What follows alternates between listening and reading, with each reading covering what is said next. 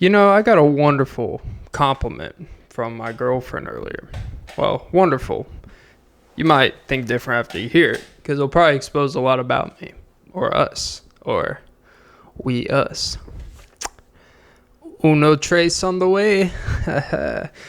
Hopefully she's got medical insurance for birthing, or it's gonna be one of those at-home births, because I don't know. I used to be so not anti at-home birth, but you know what? If it's cheaper nowadays with prices, at all means, bleed my tub. It's gonna look like one of those blood orange juices, but in the good old flimsy tub. And then one of those caterpillars will come out.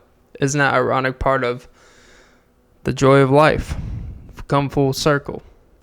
But yeah, no, I got a wonderful compliment saying,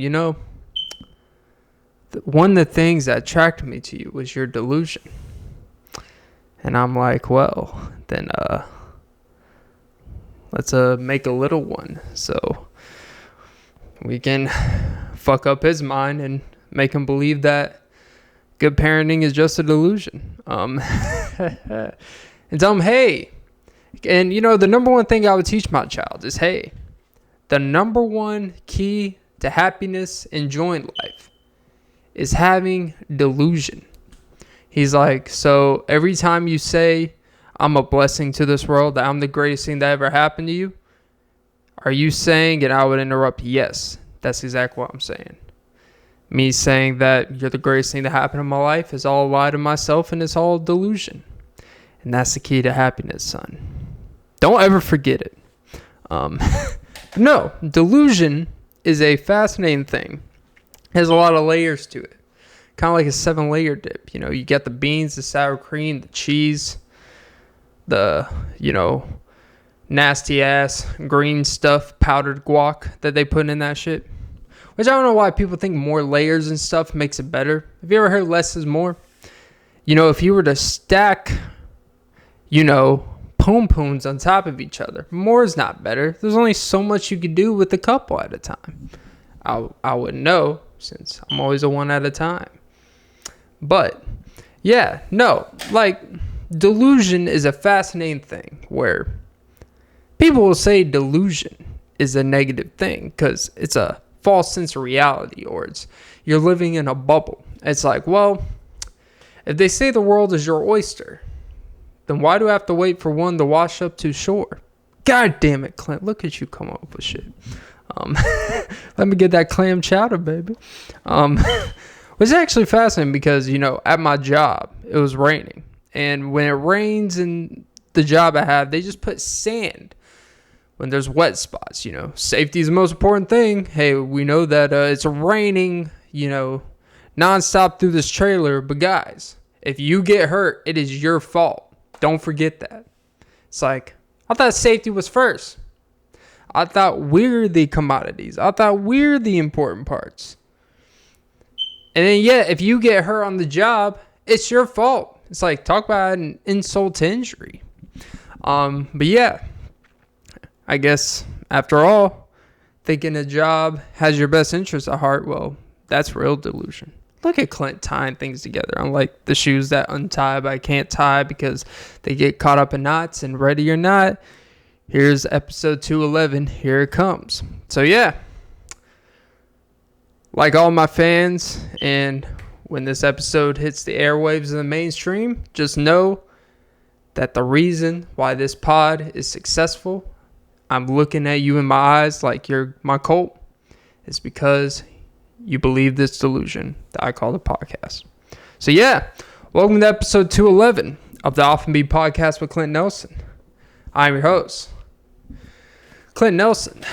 Bigger titties than last time. It's like Greg Doucette. What does he say? Going harder than last time. Or doing harder, doing better than last time. It's always blah, blah than last time. It's like, my titties are bigger than last time. Sometimes good. Sometimes, I ate a lot of glycogen. But yeah, welcome to episode 211, the Offbeat Podcast with Clint Nelson. I'm your host, Clint Nelson. Oh, Jesus. Don't forget to like, follow, comment, subscribe, hit the notification bell, but most important, ladies and gentlemen, don't forget to suck some titties right at the 5-minute mark. Whew, my timing is impeccable. Tell me how many things you know about men lasting more than 5 minutes. The gym. Jesus. But yeah. Yeah, no, anyways, delusion. God, honestly, without it, is this life even worth living? Oh, look at me getting all macro. I hate when people use is that in the macro or the micro? It's like, just because why do we have to switch a letter to have a complete opposite meaning? I understand the slightest bit of change would be so that it's like, yeah, but is that a macro problem or a micro problem? It's like, is me flipping my dick slapping you in the face on a train, is that a macro or micro problem? Well, it depends on the angle. I'm such a fool. Like when people talk about your diet. Oh, what are your macros? Like, do you focus on your macros or your micros? It's like, I focus on eating enough when I can in a day. How does that sound? I'm not really counting how many grams of, vitamin C is in my freaking, sausage. Like, no one, if you have times, honestly, if you have time in a day to put your food on a scale, I don't think you have enough problems. I don't think you have a job. I don't think you have enough things in your life to do. Unless your job is literally involving your health, your body, being a body, all that stuff where everything is to the micro. If you actually sit there and weigh your food, honestly think you need more problems in your life. You need to just have a drama-filled problem. Create a problem. Become delusional. But I don't know. If I, honestly, they say as you get older, you should always be reoccurring new friends every 8 to 12 years, or at least adding friends to the pool. So when you add friends, you sway the new ones out, or you sway the old ones out, because it's actually impossible. Well, not impossible, but it's very, very highly unlikely that a friend that's been in your life for 30 years is actually beneficial to your life, because at a certain point, there's really nothing to talk about. There's really nothing. Part of a friend is introducing ideas, is introducing your life together, experiencing life. And at a certain point, you can only experience so much life with a friend. At a certain point, one of you has to get married. One of you has to accidentally have kids. One of you, you have to move apart from each other. There's no way that it actually makes your life better. It's delusional. The idea of a friend is actually delusional. Because in the perfect sense of a friend, right? Let's break down what a friend is.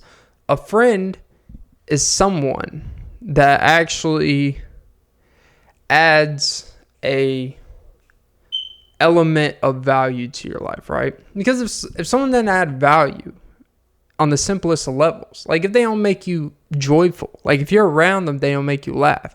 If you're around them, they don't let you, drive their Tesla. What's the point of them? What is the point of hanging out with someone that you get nothing from them? This whole I don't need nothing from my friends. Yeah, well, you know what? I kind of do. I need to feel something, because otherwise I enjoy too much time by myself. You know why? Because I'm delusional. Okay? I'm just going to say that every minute of the podcast until it becomes so fucking annoying that my cat attacks me and be like, this scratch isn't delusional. You feel the itch? I'm like, well, don't forget under the gooch. I actually made a joke about that to I wouldn't say a friend, but a coworker that I'm very cool with. And I joked about, I typically don't make sexual jokes to people at work, but it was a guy, so it's okay. We're typically on the similar page. We're always saying solving the world's problems one day at a time, because every time we'll be able to catch a few minutes with each other and we'll talk about the aliens, right? But, he was poking someone with a pole, just swinging that big pole around. And I was like, no, you got to get under, the good old gooch. And he looked at me for a second. He's kind of an older guy. Like, I don't think he caught it at first. He's like, wait, poke it like a what? And I said, you got to poke it like a good old gooch. And he's like, he just nodded his head. He's like, I've been single for too long. Well, do you know the gooch is on a guy? So, hopefully he's not actually poking the gooch. Not that there's anything wrong if he's poking the gooch. You know, I'm a big gooch stopper. My gooch never stops. Hey, tickle the slip.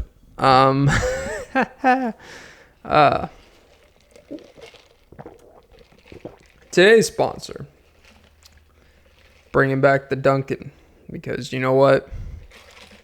I give you guys a lot of free shit. A lot of my time is spent. You know, I've done the math. I've done essentially close to 200 hours of my hard-earned life on this podcast. Let's do the math. That is a full 9 days of my life in 3 years. So it's actually not really that much time when you break it down. Yeah, you gotta love when people always over-exaggerate.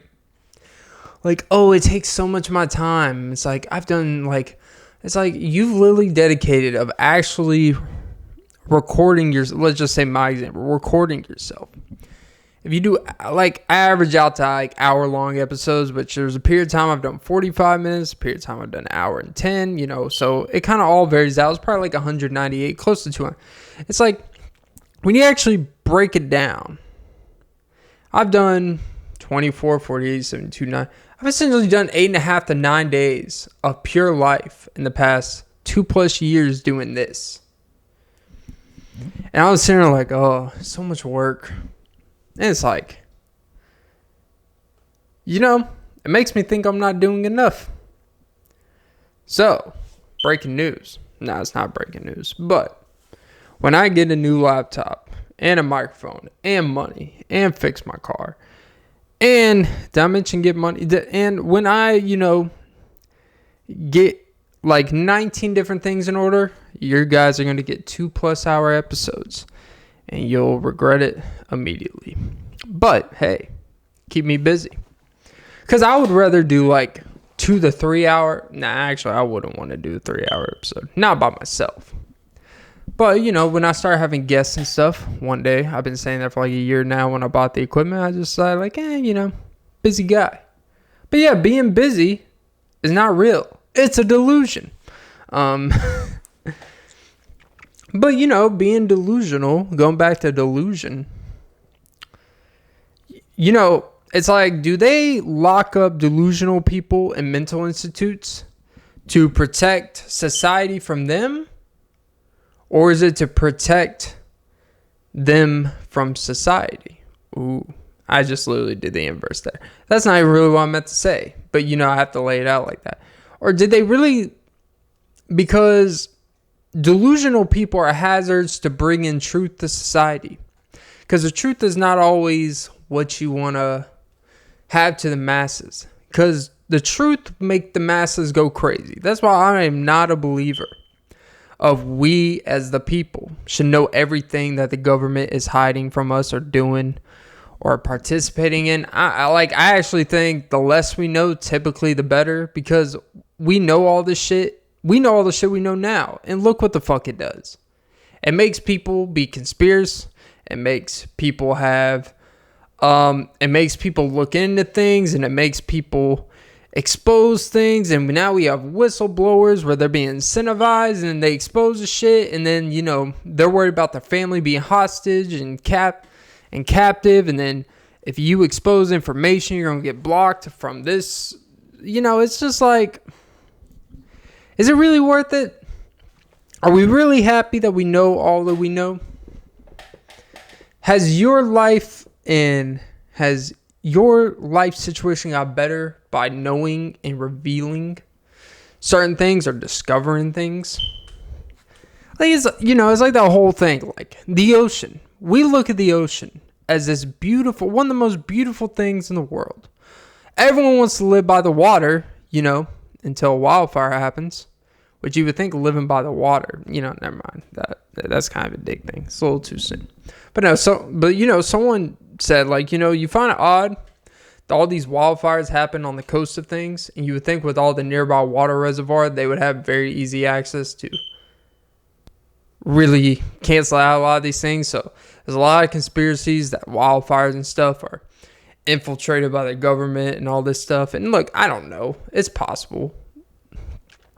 Wildfires can happen naturally, but I think in order for a fire to naturally cure like that, the temperature would have to be insanely hot. And I don't care if it's been the hottest day in recorded history. It's 90 degrees on average. It's pretty hot.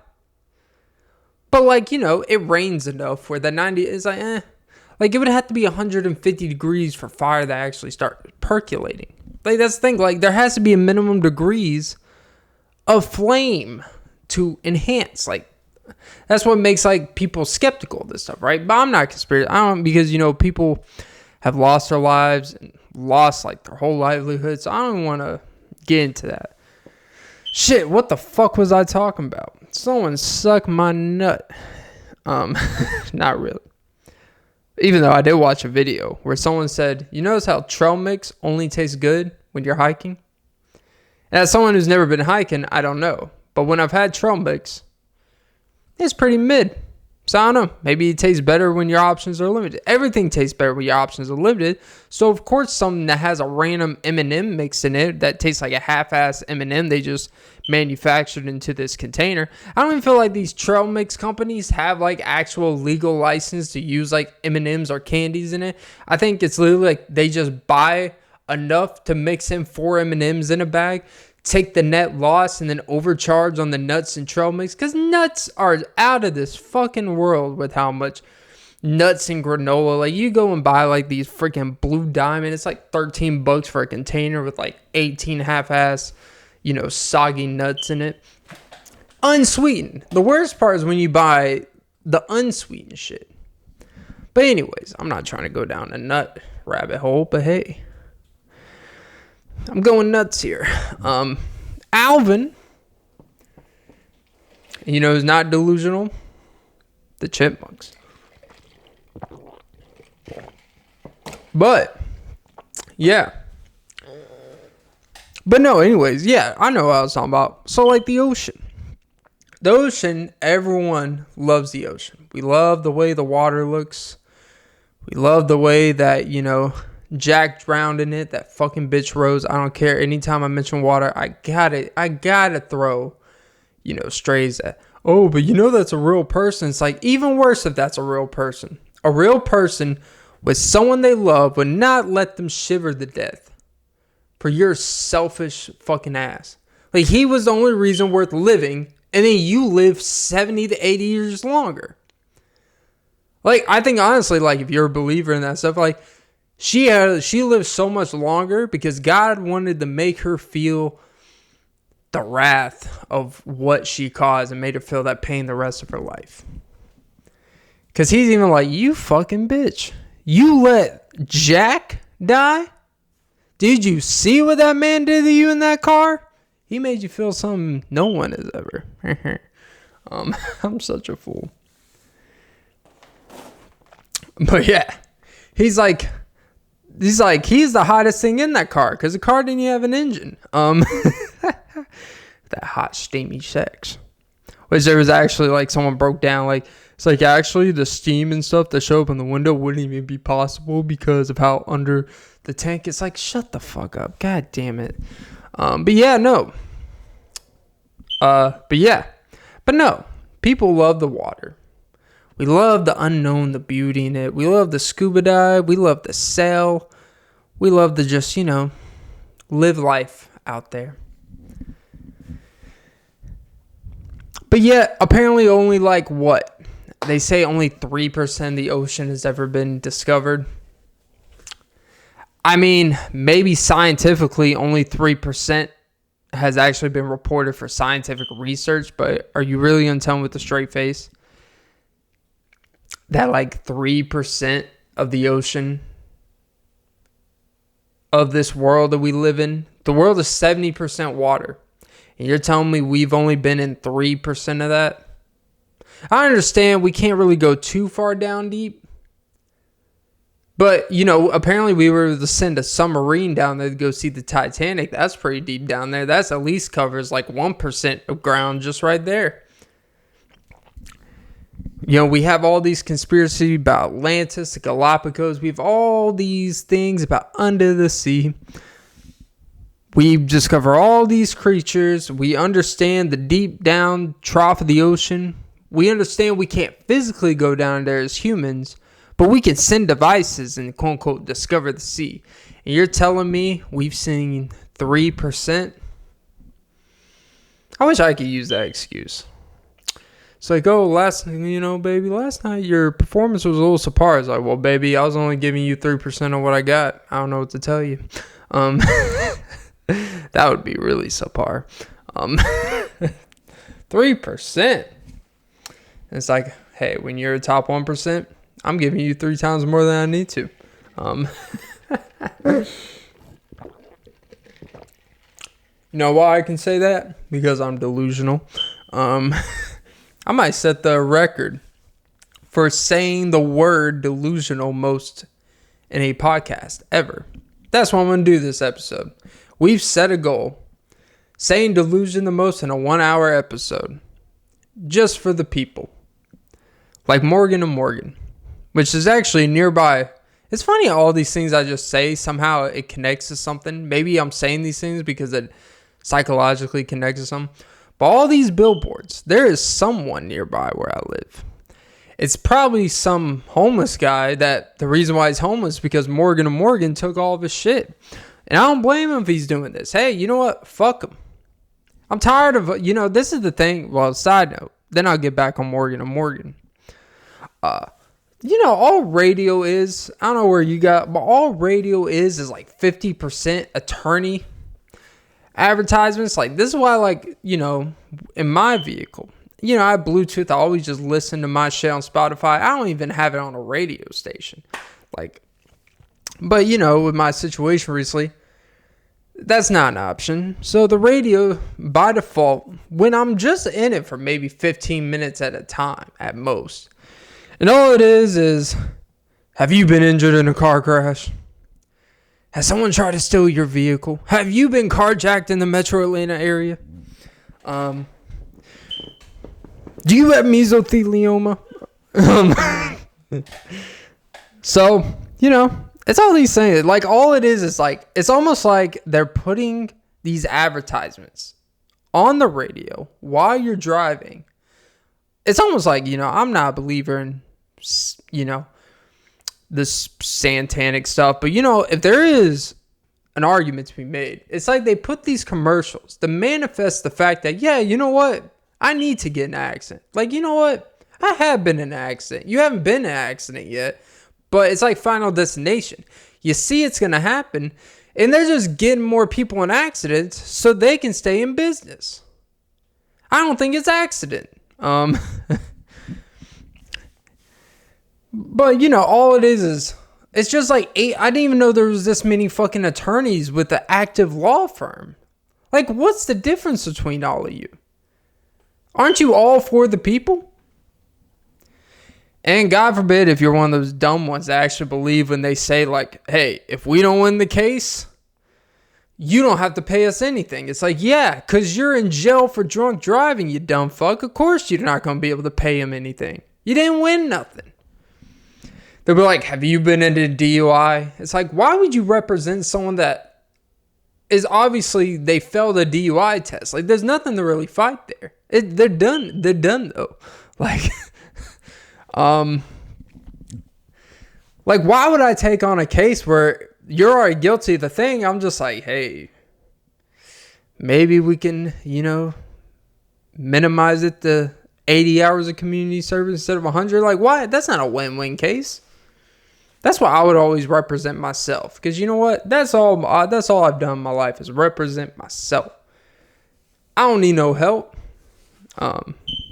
They always say it's dumb to represent yourself in the court of law. And I'm just like, not as dumb as it is going $20,000 in debt in the court of law when the fix is in most cases. Like, especially if you know you're guilty, why are you going to hire someone to go in debt Even if you get like 2 years less in your sentence and they lessen something.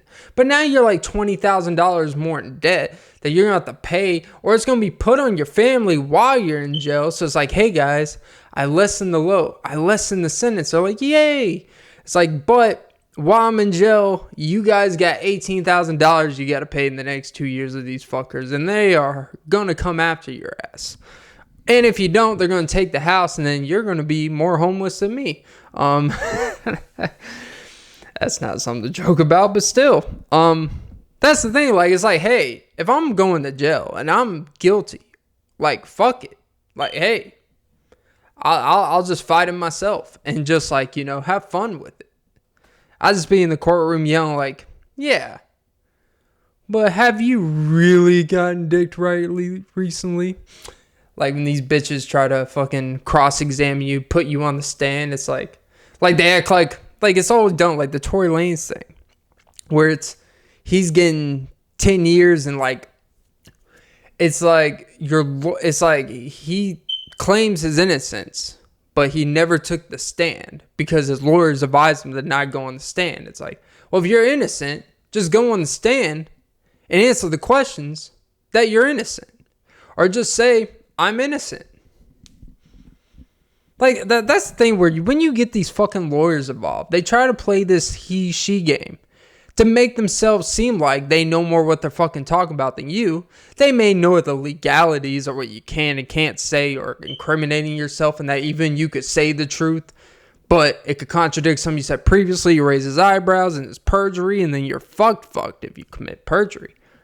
But if you genuinely are innocent and you believe that, and I mean, you know if you're innocent. Let's stop saying you don't know if you're innocent. Like, you know if you're innocent.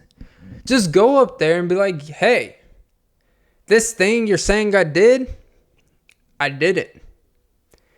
And prove that I did it. This stuff's not hard. Why do I need to pay an asswipe who's sitting there and be like, hey, don't say anything? It's like, oh, but I'm going to have someone who wasn't there talk for me? Fuck you. Like, I'm not, like, fuck these people that think they know more about your situation than you. Like, fuck them. Morgan and fucking Morgan, or Bader and Bader. Like, why? What's the point of having the same last name and saying and blank and same name? Just at least have two different fucking names. Jesus. Just call it Morgan. Morgan, free the man. All right. Get it, Morgan Freeman? I'm such a fool. Or I'm just delusional. But yeah. And you know what's going to happen? There's going to be some bitches, you know. Sorry for the language. It's always the female lawyers that are like YouTube lawyers and like internet lawyers. Like they're technically lawyers, but they don't practice publicly, or they haven't had a client in 7 years because they lost their license, but they're knowledgeable. And they'll be like, well, actually, the reason why Tory Lanez and the reason why they advise him is blah, blah, blah. It's like, yeah, and you're the reason why men go to fucking jail, because you want to overthink the situation. Just let the man speak his piece. If the court system is about the truth, then let the truth be spoken. Why is that so fucking hard? Because it's not about that. It's about, let's play this roundabout game. Find contradictions in things. Let's find loopholes. Like, that's all the law is loopholes. Hence, OJ with the glove. The glove didn't actually prove that he did or didn't do it. It just made it harder to prove that he did do it. But it found a loophole that lost all credibility for the other side. It's all just these games. It's all pipes, Jerry. And these lawyers want to talk proficient, justifying other lawyers. Like, you know, lawyers, attorneys and lawyers is just this big ass fraternity of people that have convinced us that we need to be paying them out of the ass for situations that could have been preventable anyways. But it's like, yeah, we're going to charge you this because literally your livelihood is on the line. So we can charge out of the ass. Because honestly, if the ramifications weren't going to jail for 7 years or, whatever, like, fuck them. Like, honestly, like, no one would be paying these crazy, like, what the legal fees? Why do I have to pay you $300 for me to tell you what happened? Like, I'll just go in court. Like, I'll just go up there myself and be like, they asked, what happened? This is what happened. I didn't do it. They'd be like, great. The verdict is in. And then there becomes this negative on, like, anytime someone is quote unquote representing themselves, it takes a storm of itself of people automatically saying, oh, this person is delusional. It's like, you know what? It's a common theme? Delusion. When you do the thing that makes the most sense, they call it delusion. And I would go up there and I would go rant on the other person across, like, if you think I did this, why do you even need a fucking lawyer? Like, I'm talking like I'm actually on trial. Like, I'm getting mad at a trial that hasn't existed yet. Someone's going to sue me for something. Especially when you start getting money. That's when they all come after you. It's like, actually, I had the name Offbeat 3 days before he started his podcast. It's like, okay, but you're sucked. So suck my wee. And they'll be like, oh, so I'm actually entitled to like 25% of his license. I'm like, go suck a wiener. Jesus Christ. God. Well, that's the thing. These lawyers, the law is just designed to keep a vicious cycle of delusional people rich to make them feel like they're important when the real problem is the actual people involved, but the lawyers make it about them. Really, the courtroom is just a place for the lawyers to shine. It is one big reality show for lawyers to show how personable they are to the public. Their job is to help you win because it helps them. They don't really care about the ramifications of the legal stuff. Like, hey, we helped you get off the case. It's like, great. But I'm about to be broke in the next 2 years anyways. And the thing that you got me off of doing illegal activity, I'm going to have to do that illegal activity to pay you. So you see how this cycle continues? All I'm saying is, kids, if you need legal advice, represent yourself. I'm a big fan of representation. Well, honestly, representation in movies and stuff, it's highly overrated. But yeah, images. Have you ever had a dream where you were recording an episode and then just some mass booty appears? Sorry, inside joke. Because I have a lot of dreams. Which, by the way, my dreams have been dreaming within a dream. I've actually been having this, I always fall asleep. Typically my sleeping regimen. Trust me, this is going somewhere.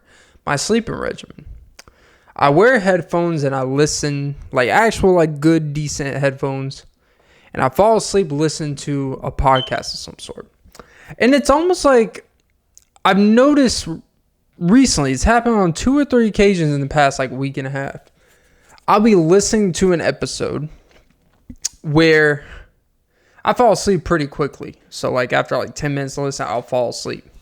But it's almost like my mind didn't even realize I fell asleep. I just seemingly transitioned to the dream that involved the people talking of what I was listening to. And then I get into this whole nother world with the people that's talking. And what I'm trying to figure out is the things that happen in the dream. It's kind of absurd, not crazy absurd stuff, but it's real intense life situations. Escaping from the Indians and stuff. That was a real thing. I was listening to Joe Rogan's show with him, and I forgot who the guest was. But it had nothing to do with anyone that was doing anything like that. Next thing you know, I'm freaking escaping in the woods with Joe and someone else, and we're trying to survive this shit. And then I was listening to another episode of a sports podcast of someone interviewing someone, and then my dream transitioned into those people involved in some other random thing. And it's almost like, I wonder if your mind like kind of connects and literally attaches, like when you have an attachment to a person, whether that's when you consistently listen to someone you enjoy, you have an attachment to something. It's almost like your mind can't even separate your admiration for the person in real life compared to not. So it's just like all this continuous loop. See, look at me putting shit. Like, you know, it's kind of like odd because I woke up and I'm like, holy fuck. Because when I woke up, luckily I saw a battery on my laptop. It wasn't the same episode, but you know, you listen to one podcast episode, it'll just go to the next episode of that podcast feed. And then it was like 3 interviews later of Joe interviewing whoever the fuck. I didn't look, and I was like, all I did was hear his voice when I woke up, and I'm like, holy shit. I wonder if like everything he said in my dream, that was actually what he was saying in the episode. And it just came out in my dream. Like, it's almost like it was like Narnia, Chronicles of Narnia thing going on. I don't know, man. The shit was kind of trippy. It's almost like if you were on mushrooms. I one time ate mushrooms and some like pasta. I mean, I was so scared. I'm not gonna lie. I was so scared to just eat mushrooms by itself. I'm very not sensitive, but I get very creeped out by like if something's weirdly crunchy or tasty, whatever texture. And like, you know, one time, you know, I was gonna try mushrooms, and like I was like, I'm not gonna eat it by itself. I definitely don't smoke it. So like, they're like, you know what? If you just mix in some food, like it'll mix in, and you won't have that overpowering mushroom feeling. Like in terms of the taste, but you'll still get very similar effects. So I was like, cool. I'm going to go to this Italian restaurant, order pasta, purposely get enough to go. And then when I get back to the hotel room, crunch up these mushrooms and then eat it. So that's exactly what I did. And, yeah, it did absolutely nothing. It's one of my biggest, like, what ifs. Like, damn, like, everyone says mushrooms are these great things. But it's like, I tried it and it did nothing. Now, maybe it's because I mixed it too much well into it, where it's like, didn't even feel like I was eating mushrooms. It's like, huh. But, you know, that's an interesting thing. Like, I'm not really a psychedelic drug type of guy. The only drug I need is a little pun, baby. Yeah, this is even like, you know, I realized the description of my podcast literally says a show with substance and puns. Like, that's essentially I probably need to change the description more. And then I realized some episodes I don't even do any puns. I just like talk about shit, which is fine. Because, you know, I'm more than that. It's like when someone says, I'm more than that. It's like, are you? It's like, you know, I'm more than just someone who's a giver to life. I'm someone who's the life of the party. Like, shut the fuck up. Like, you aren't the life of it. You are the death of a party. You were the death to my hard on. Ever, like, you know, no matter, like, I call these people like soft stillers. Still soffers. How about that? Still soffers. And I don't mean literally like being hard, like having a hard dick. But you ever like anytime you see someone or get around someone, they just like kill them. Like they kill the mood, or they just drastically like make you just by their presence. They don't even have to do anything. They just make you like annoyed to be around them. And they just make your dick soft, you know, figuratively speaking. Like some people, when you're around them, your dick is just hard all the time. Literally or figuratively. But it's just like, yes, they're here. Let's get after it. And there's other people who are walking like, oh, Jesus. It's going to be one of those situations that you have to navigate through. I want to be around people that give me a hard dick. All right? That's all I want. I want people that make me feel hard. Without context, that sounds wild. Or delusional. Hey.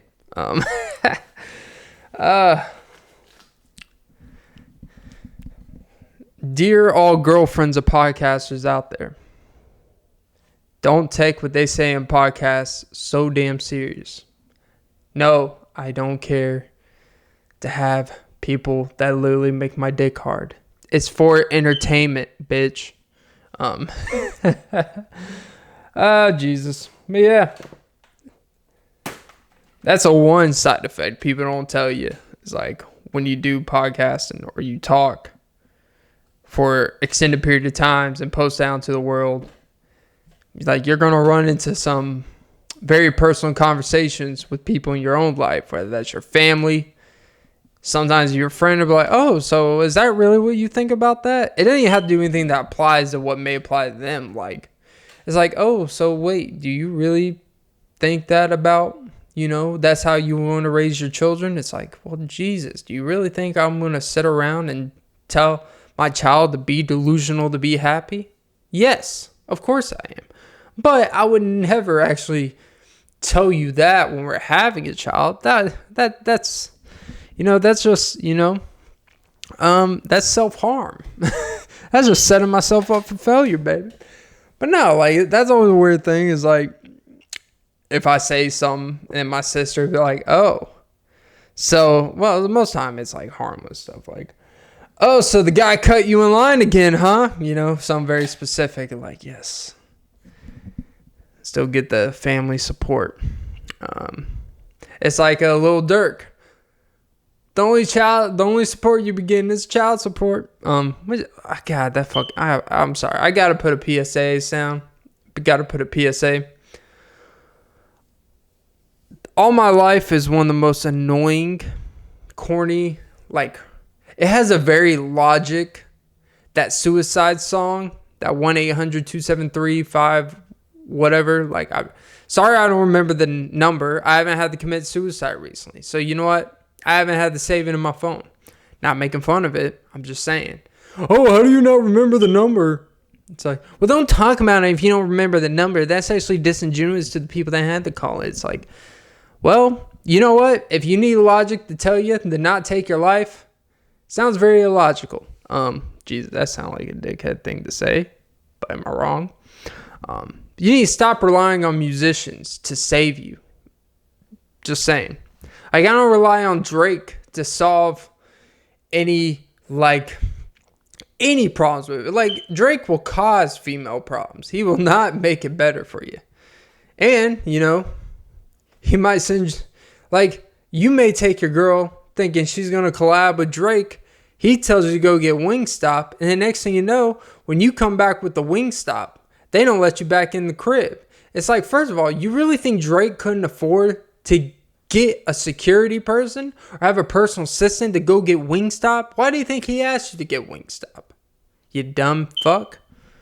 I don't know what happened. I left my girl with Drake in the studio, and next thing you know, she didn't want to be with me anymore. It's like, no fucking shit. What did you think was going to happen? You went to go get her Wingstop. He made sure that wing never stopped. Hey. Oh, he got the breast, the wing, the thigh, and that whispering eye. And he made sure that thing was double breaded. Drake is a menace. But the menace we need. Because you know what? Drake is a perfect example of what it means to follow the, American, but Canadian dream, I guess. But like, hey, you can start where Drake started and have any perception entering the game. And now, he's making sure to hit it back even harder. Because I honestly believe the reason why Drake is as much of a menace and so ruthless now is all because of the hate, told he's corny, and all that stuff entering the game. And always saying, oh, he's not this enough, he's not a gangster, he's not blah, blah, blah. And he's still not really any of those things. But now, he's got what's the name? He's got Chubbs.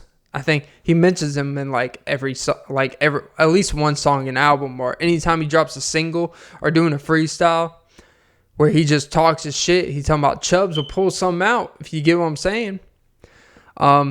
Basically, you do not want to fuck with Chubbs because you'll get more than a rub-dub-dub. But yeah, don't fuck with Chubbs. There's never been a guy named Chubbs that you should fuck with, actually. Just like a rule of thumb of life. Don't fuck with the guy named Chubbs. It's not gonna end well for you. But no, Drake started in such a, well, I'm not gonna say humble. He was kind of gay-weighted into the game, and he was put in to succeed, and he succeeded and then some. But and now it's almost like he's got to get payback in a way. He's stealing every guy's girl. He's just spending countless amount of money, puts the most toxic shit in his song. He puts out a poem book that has one line a page and is charging you guys out of the ass and be like, hey, because I can. Like, I appreciate that. I appreciate when someone's just like, I don't give a fuck. So, yeah. I feel Drake. Honestly, me and Drake, we are almost identical in some ways, Growing up, we were perceived a certain way. We're outcasts. We're not this. We're corny, this and that. No girl wants us. Now we get all the bitches. Well, he does. But I just have one lovely lady, which is all that I need. But it's crazy. It's just the way you're perceived, the way life switches. Because all those things that made you all those things are now a lot of attributes that the ladies want when they get older. Because deep down, there's all this braggadocious. We have an ego. Look at me. Yeah, this is how you know I got an ego. I'm comparing myself to fucking Drake. You know why? Because we're both delusional. But a lot of, this is some deep not deep thing. I hate those. I'm actually a very deep thinker. It's you're literally thinking on the surface. All right.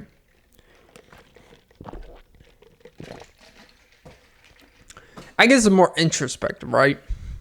There's parallels. Even if you're in completely different zones of tax brackets, then you can still find parallels. But it's just the way that you get treated different based off certain attributes you acquire now. For Drake, obviously it's his status, it's his money. It's the money. Being the biggest in his profession, being one of the most successful, what he does. And having the power, that's the main, it's the power he holds. And then on the more natural, realistic side, there's a guy like me. You control what you control. You're self-sufficient. You take care of yourself. You work out and all that stuff. It's the whole world opens up for you. Now, the world's a whole lot bigger for a guy like Drake. But for a very reachable, achievable thing, you can be like me. Only be like me in certain ways. You don't want to be like me when I don't get enough sleep. Because, that is a backhand to the face. All right. But yeah. The moral of the story is that no matter how much status, no matter how successful, rich you get, that shit always eats at you. And it's almost, it's not the consistent success or the wanting something more that drives you. At least is my belief. I actually don't think the wanting more part is really what makes a lot of people continuously climb up the ladder or become bigger and bigger, more rich and all that. I think it's mostly the fear of the opposite, of even taking a step back.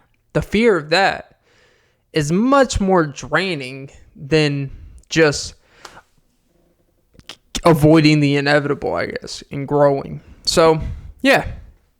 I guess the moral of all that is, me and Drake should do a collab. Hey, you know what? You did a podcast with a white girl. Do it with a white boy.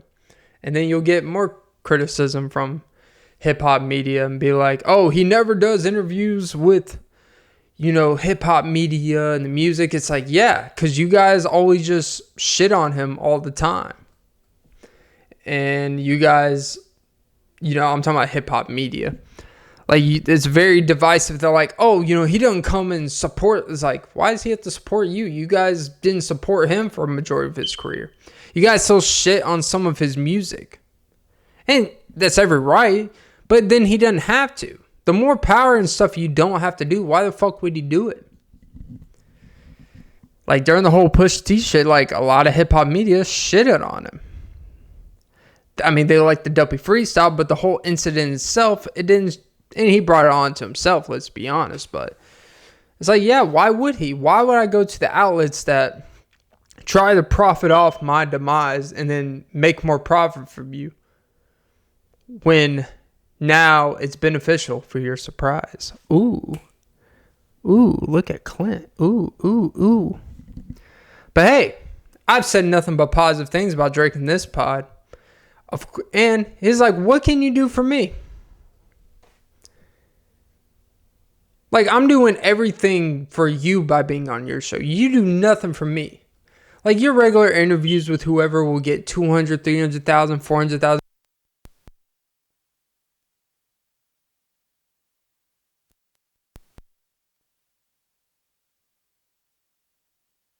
15 million, 16. Like, because I'm fucking Drake. I do right and kill everything. Oh, Jesus, I missed that version of Drake. I like that halfway-ish version of Drake of his career. I don't mind the most recent Drakes.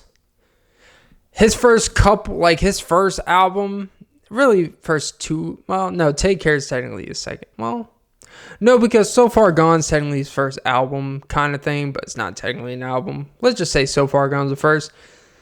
Think Me Now's the second, then Take Care third is when like he really like musically hit a different level of across the board. Where but you look back and listen to the first two albums. Like there's songs that stand well, but you could definitely tell they were made for a period of time. And his voice, and they did a lot of weird auto-tuning. It's kind of hard to listen to that version of Drake. And his most recent stuff is so amazingly produced. And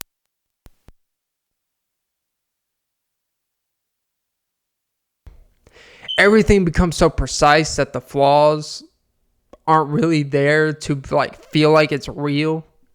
And that's the beauty with like artists' like first music and couple projects and stuff, is that there's a realness to it. There's a flawed like beauty to it, that not everything is on point, on beat. The voice isn't perfect. Not every rap is great. But there's like a real genuine feel to it. Like you actually feel the space that person's in. And then like the later on, the music is so precise and great. And they're so much better of a lyricist, or so much better than this. But it's just like, you don't really feel like you have that attachment to that person, but you're just like, they're so fucking good, so be it.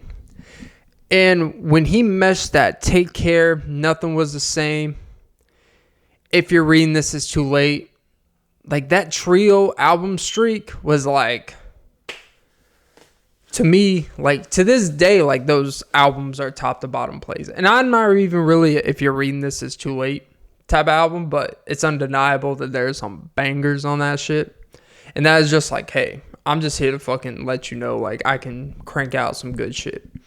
Nothing Was the Same was like a beautiful, what is it called? Like, people like to use the term nighttime drive type of album. It is a perfect nighttime, but I think it's called a, God damn it, what's the term? It's like an atmospheric. I think it's like an atmospheric feel. That's why his head's in the clouds, because you feel like you're in a different like atmosphere. Listen to it. You feel like you're just kind of floating on the track while he's telling you his life with a good combination of good verses, good choruses, beautiful interludes. Like it's just like a perfect top to bottom.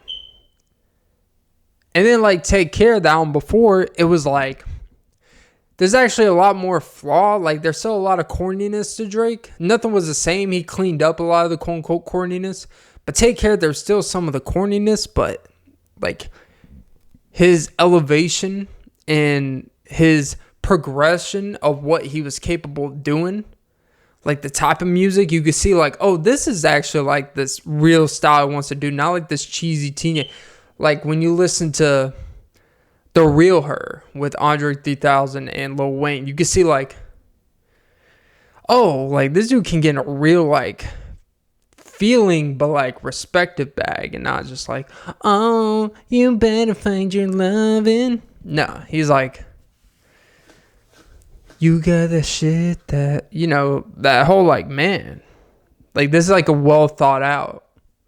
Like the whole album just like, so, oh, you know, half of it was written by The Weeknd. You know what? I don't give a fuck. Who cares? But yeah, sorry to go on a rant there about, sorry. Anytime it's Drake, I get lost in the sauce.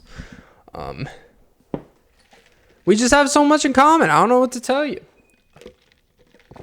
All right. But yeah.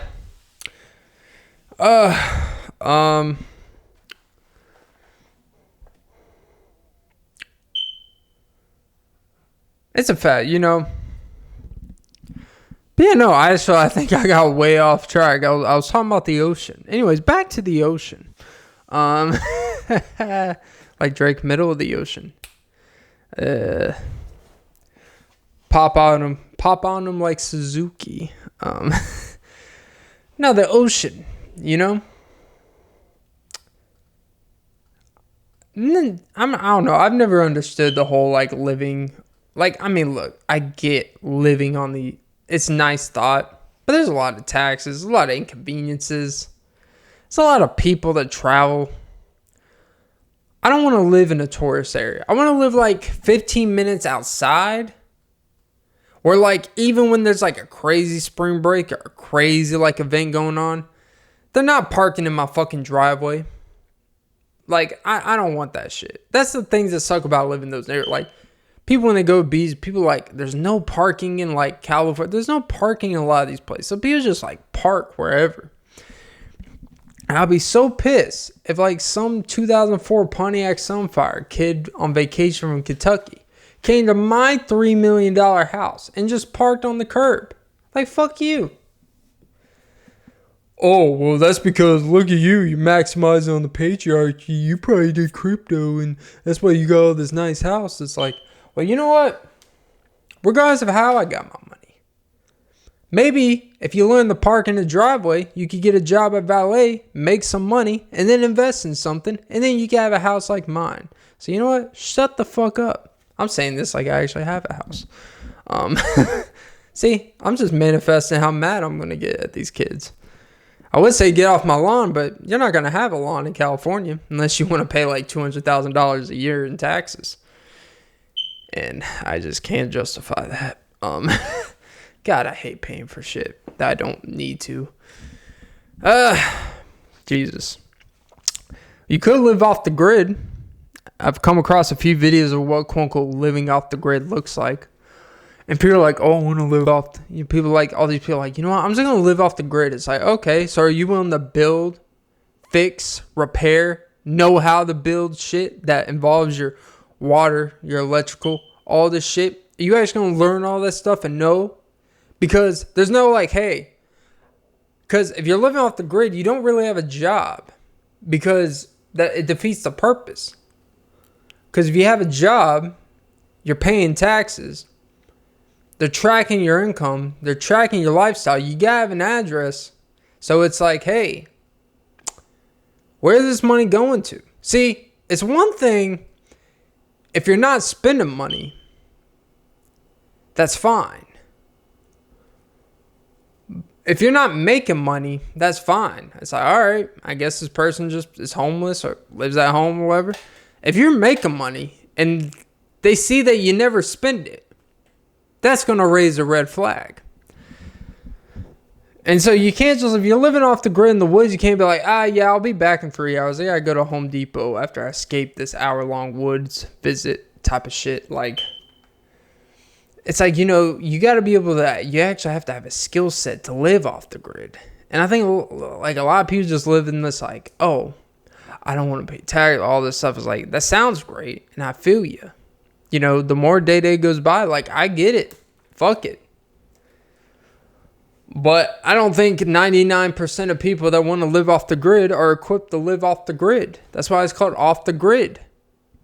That's why most people live on the grid. Because literally the counties have houses in a grid. I think that's California where they have that grid. They actually how they isolate Skid Row, and actually started in the 60s and 70s. How they actually isolate Skid Row to separate it from businesses of interrupting, they couldn't get rid of homeless people, and actually would do more harm and work to do because then they would cause more havoc. So like we just keep them all in one area. We build this hotel. I forgot what the hotel's called and all this shit. We use that. And this area is just kind of like for them to go ham at and do their thing. And then the other business surrounded because they didn't want them all over the place from a business and tourist standpoint. So literally Skid Row was manufactured and designed the way we see about it today. And then politicians want to complain about it. I was like, well, I mean, technically your field is what created the severity of what it looks like. But I don't know. What the fuck do I know? I don't pay taxes. I do. I just didn't this past year. But don't worry. You can always just double it up next year. It's not that big of a deal. But yeah, moral of today's pod is be delusional. And they call me D&D because I'm Drake and delusional. Because I do right and kill everything. I've already said that this podcast. Oh, Jesus, Clint. You're a repeat offender of repeating jokes. I don't know what's worse. Repeating jokes or repeating stories. I don't know. But yeah, that was episode 211 of the Alpha B podcast with Clint Nelson. I'm your host, Clint Nelson. Don't forget to like, follow, comment, subscribe, hit the notification bell. But most important, ladies and gentlemen, as the battery signals tell me you're going to die, don't forget to suck some titties. Well, that would be a way to die. So yeah, suck some titties on the way out from this life. Because you know what? At least you know you're not delusional of what you enjoy. Have a great day, titty suckers. That's my new name for the audience, titty suckers.